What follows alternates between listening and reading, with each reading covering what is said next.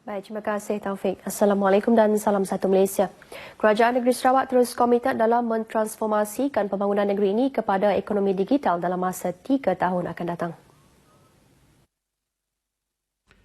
Ketua Menteri Dato' Amar Abang Johari Tun Openg berkata ia bukan sahaja dapat mengubah nasib rakyat di kawasan bandar, malahan di luar bandar dan pendalaman dengan mempunyai akses kelajuan internet untuk berhubung dan juga jaringan perniagaan.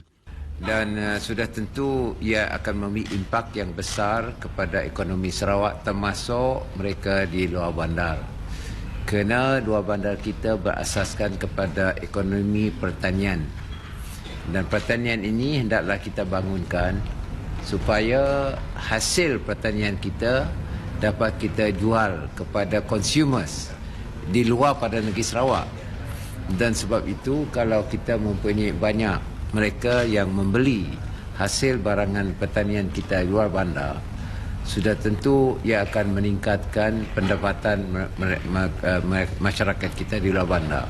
Kerana pembelinya adalah orang-orang yang di luar bandar termasuk negara-negara luar seperti China, India, Korea, Jepun. Beliau bercakap dalam sidang media selepas menyaksikan majlis menandatangani 4 memorandum persefahaman MOU di antara Danawa Resources Sendirian Berhad dengan rakan-rakan kongsi lain seperti PT Indosat Tbk, PT Trans Hybrid Communication, Telekom Malaysia, PT Cendekia Global Solusi dan Connect Loud di Miri. Dengan termeterainya MOU itu, beliau yakin Sarawak akan menjadi hub digital di rantau ini berikutan kelajuan tinggi rangkaian gentian optik internet menghubungkan Sarawak, Indonesia dan Brunei ke seluruh dunia menerusi Trans Nusantara Regional Fiber Optic Network. Danawa Resources Sendirian Berhad diwakili oleh pengarah urusannya Abdul Rahman Muhammad Spawi, manakala PT Indosat Orido oleh Budi Harto, PT Trans Hybrid Communications diwakili Fidelis Teja Surya, Telekom Malaysia Berhad diwakili Azam Huzaimi Muhammad Deris, PT Cendekia Global Solusi oleh Lukman Ajam, serta Connect Loud diwakili Kumaran Singar.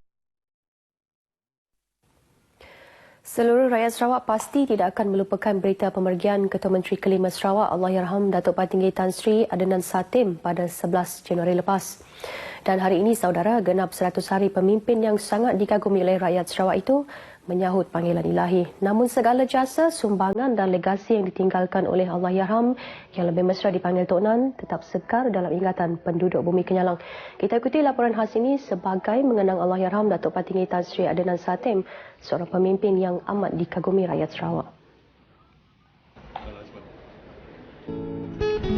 Allahyarham Datuk Patinggi Tan Sri Adnan Satem dilantik sebagai Ketua Menteri Kelima pada 28 Februari 2014 menggantikan Tun Pehen Sri Abdul Taib Mahmud. Dalam tempoh singkat perkhidmatannya selama hampir 3 tahun, ternyata Tok Nan berjaya menawan hati rakyat Sarawak melalui pelbagai tindakan dan prinsipnya yang berpaksikan rakyat. Tuntutan penurunan kuasa daripada kerajaan persekutuan kepada kerajaan negeri dan mengembalikan hak negeri yang terhakis selepas Perjanjian Malaysia 1963 antara tindakan besar Allahyarham yang mendapat sokongan padu rakyat Sarawak. Allahyarham turut mengumumkan penurunan tarif elektrik dan cukai pintu selain penghapusan tol bagi meringankan beban kos sara hidup rakyat. Impian permulaan kerja-kerja pembinaan lebuh raya Pen Borneo Sarawak turut menjadi kenyataan di bawah pentadbiran Allahyarham. Biarpun kali pertama mengetuai Barisan Nasional BN Negeri pada pilihan raya umum Dewan Undangan Negeri ke-11 pada 7 Mei 2016, ternyata rakyat tidak menunggu lama dalam menterjemahkan sokongan padu mereka terhadap Tok Nan. Ia disahirkan dengan memberikan kemenangan besar kepada BN iaitu 72 daripada 82 kerusi yang dipertandingkan.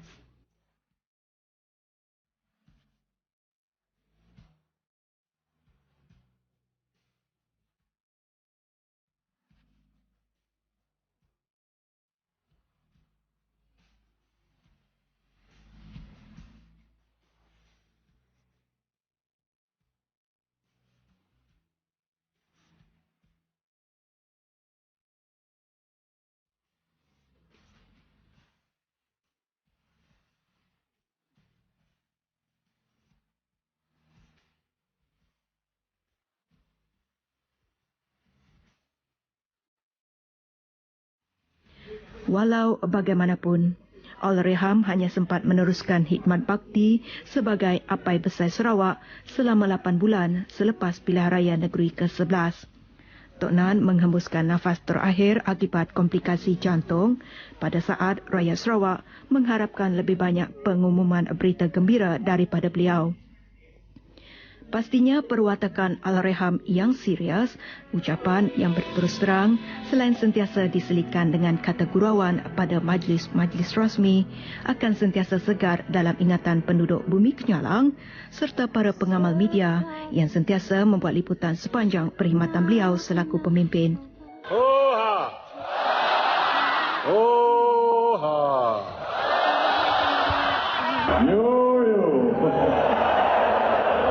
Al-Fatihah buat Tok Nan.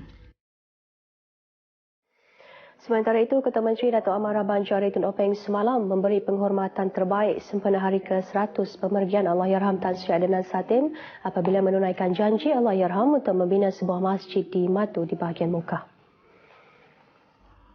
Menurut Datuk Amar Abang Johari, Allahyarham Tok Nan sebelum ini telah meluluskan dana sebanyak RM5 juta dan beliau mengumumkan penambahan RM5 juta lagi menjadikan jumlah keseluruhan RM10 juta untuk digunakan bagi pembinaan masjid tersebut. Katanya beliau akan berusaha menyambung legasi Tok Nan dengan terus memberi pembangunan kepada semua rakyat Sarawak tanpa mengira kaum selain menekankan pentingnya pembangunan disalurkan kepada kawasan-kawasan luar bandar di seluruh negeri. Saya nyambung tugas Tok Nan. Saya nakal desain tadi. Saya sekali akan menambah Tok Nan 5 juta. Mudah-mudahan ia melambangkan masjid ini perpaduan yang kokoh di antara rakyat yang ada di Matu. Beliau berucap demikian di majlis perasmian mula kerja Masjid Daerah Matu di Matu.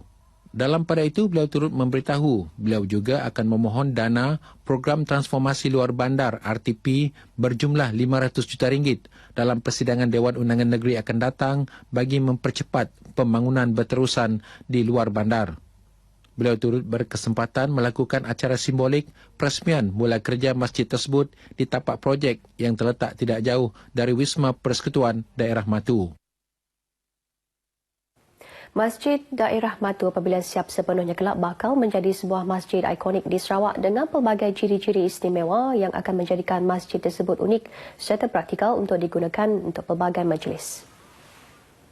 Menurut Ahli Dewan Undangan Negeri Matu, Datuk Diraja Dr. Juanda Jaya, masjid yang menelan kos RM13.8 juta itu nanti mampu memuatkan seramai 1,500 orang jemaah pada satu-satu masa. Antara ciri-ciri istimewa masjid tersebut adalah ruang solat yang tidak mempunyai tiang, bumbung yang bercirikan Andalus, serta mempunyai 5 kubah bercirikan seni bina seperti masjid di Aceh. Masjid itu nanti juga akan mempunyai menara seperti Masjid Nabawi dengan sebuah kolah air di setiap kubah, manakala mimbarnya menyerupai mimbar Masjidil Haram. Selain mesra orang kurang upaya, masjid itu juga akan mempunyai laluan khas untuk jemaah wanita, ruangan khas pengurusan jenazah, serta menyediakan lebih 300 buah tempat letak kereta. Menurut Datuk Diraja Dr. Juanda, Masjid Tanda Baharu Daerah Matu itu akan siap sepenuhnya dalam masa 18 bulan dari sekarang. Program Temuduga Terbuka Skim Latihan 1 Malaysia SL1M Peringkat Negeri Sarawak 2017 menepati sasarannya apabila menerima lebih 15,000 pengunjung. Jumlah tersebut berdasarkan pengunjung yang hadir sehingga pukul 4 petang pada hari terakhir program 2 hari tersebut. Menurut Pegawai Kanan Sekretariat SL1M Syed Muhammad Hafiz, ia menunjukkan kejayaan program tersebut yang menyasarkan golongan graduan selain pencari kerja. Jadi program SLIM ni menerima kerjasama daripada syarikat-syarikat GRC terutamanya untuk menjalankan program ni secara CSR di syarikat-syarikat mereka. So alhamdulillah sehingga hari ke hari ini SLIM telah berjaya membantu seramai 99,000 graduan sejak dari penubuhannya pada tahun 2011. Program Temuduga Terbuka SL1M kali ini menyediakan lebih kurang 13,000 peluang pekerjaan dari lebih 100 buah syarikat dalam pelbagai sektor termasuk perbankan, pembinaan serta sektor minyak dan gas. Said Mohamad ditemui pemberita RTM di program Temuduga Terbuka Skim Latihan 1 Malaysia SL1M Peringkat Negeri Sarawak 2017 di Dita Putra, Universiti Malaysia Sarawak, Unimas Kota Semarahan. Lokasi seterusnya program itu akan berada di zon utara tanah air, iaitu di Stadium Tertutup Sultan Abdul Halim di Alustar Kedah pada 5 dan 6 Mei depan. Baik, saudara, setakat ini dahulu sumbangan berita dari Sarawak untuk L5 petang ini, dan untuk berita seterusnya kita kembali ke Angkasa Puri bersama Taufik. Silakan.